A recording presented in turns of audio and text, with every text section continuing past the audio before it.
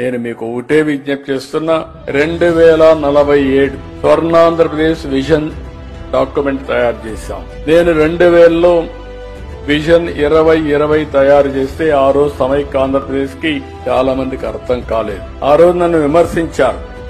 కానీ ఈ రోజు చూస్తే నేను ఆ రోజు ఏం చెప్పానో దానికంటే ఎక్కువే అభివృద్ధి అయ్యే పరిస్థితి వచ్చిందంటే అది విజన్ కుండే పవర్ అని చెప్పి నేను మీకు తెలియజేస్తున్నా. 2047 ఎప్పుడో కాదు, ఈ రోజు 2025కు వచ్చాం. ఇంకొక 22 సంవత్సరాలు. ఈ 22 సంవత్సరాల్లో భారతదేశం నెంబర్ 2 గాని నెంబర్ 1 తయారయ్యే అవకాశం ఉంది.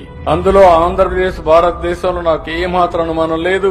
ఇంత మునిపే మన మిత్రులు చెప్పినట్టు మళ్ళా మీరంతా వైకుంఠపాడు ఆడితే తప్ప కంటిన్యూగా కన్సిస్టెంట్ గా గవర్నమెంట్ ఉంటే 2047కి భారతదేశంలో అగ్ర రాష్ట్రానికి చిరునామాగా ఆంధ్రప్రదేశ్ ఉంటుంది. దీంట్లో అనుమానమే లేదు.